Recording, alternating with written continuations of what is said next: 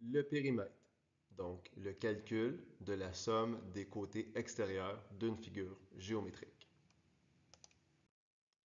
Le périmètre.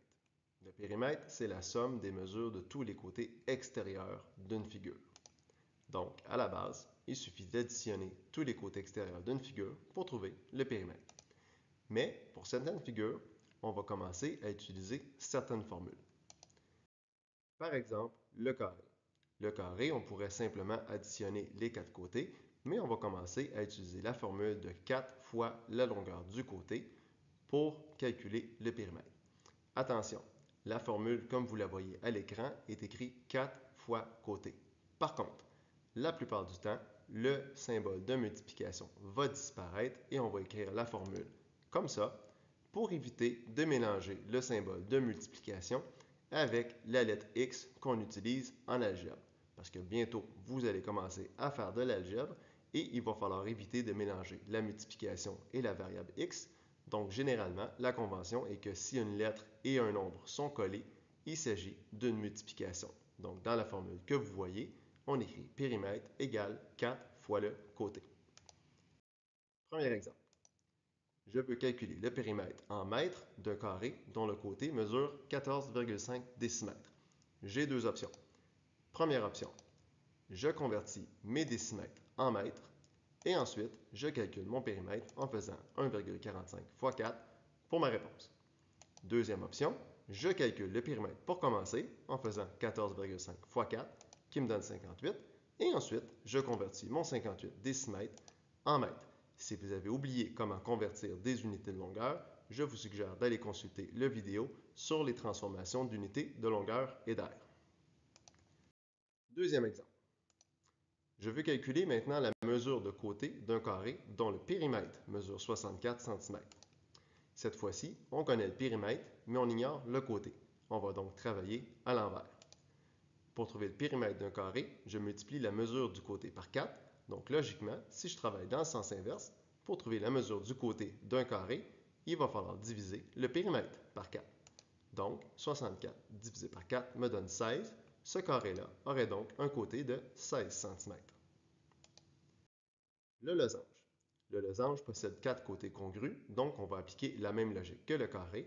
Et encore une fois, la formule que vous voyez 4 fois côté va généralement être transformée en 4C pour signifier qu'on multiplie le côté par 4.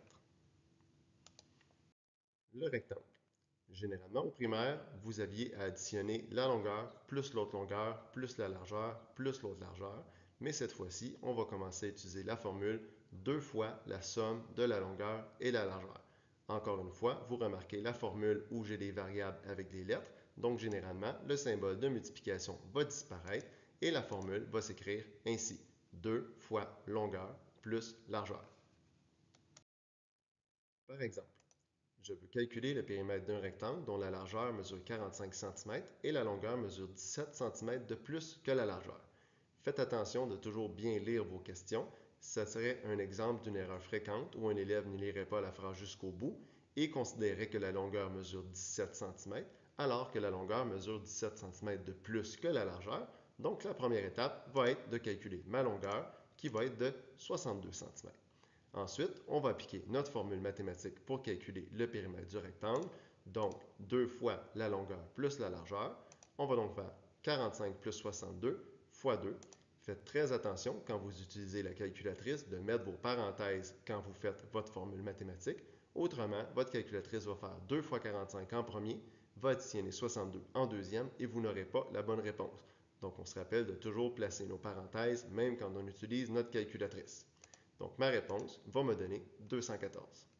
On va travailler dans le sens inverse, c'est-à-dire, on va trouver la largeur d'un rectangle, sachant que sa longueur mesure 32 cm et son périmètre mesure 120 cm. Pour trouver le périmètre du rectangle, il faut multiplier par 2 la somme des deux côtés. On va donc travailler dans le sens inverse. On va diviser le périmètre par 2, donc je vais faire 120 divisé par 2 qui me donne 60. Donc mon demi-périmètre mesure 60 cm.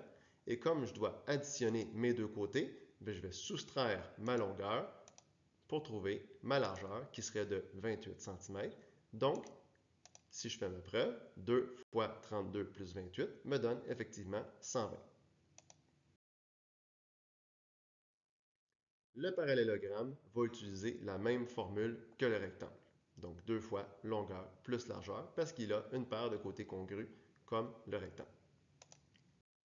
Pour toute autre figure, on va simplement additionner tous les côtés. Attention, il faut porter attention aux petits détails dans la question ou aux images, car des fois, il va y avoir des informations qui sont importantes. Exemple, j'ai le triangle suivant dont je veux calculer le périmètre. Les deux petits traits qu'on voit dans le triangle m'indiquent que j'ai deux côtés congrus et donc que j'ai affaire à un triangle isocèle. Donc, pour calculer mon périmètre, je vais faire 12 plus 8 plus 8, qui va me donner 28 cm. Pour calculer le périmètre, on peut déplacer les côtés d'une figure, mais on ne peut pas en enlever.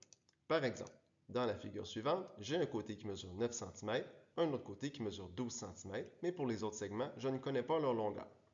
Par contre, ce qu'on peut faire, c'est déplacer les côtés de notre image pour se rendre compte que les deux côtés qu'on avait mesuraient 12 cm en haut et 9 cm à droite. Donc, essentiellement, j'ai équivalent d'un rectangle que je peux calculer le périmètre. Donc, je vais faire 2 fois longueur plus largeur et je vais trouver ma réponse qui serait 42. Voilà, j'espère que cette vidéo t'a aidé à mieux comprendre. N'hésite pas à consulter les autres vidéos sur la chaîne au besoin. À la prochaine!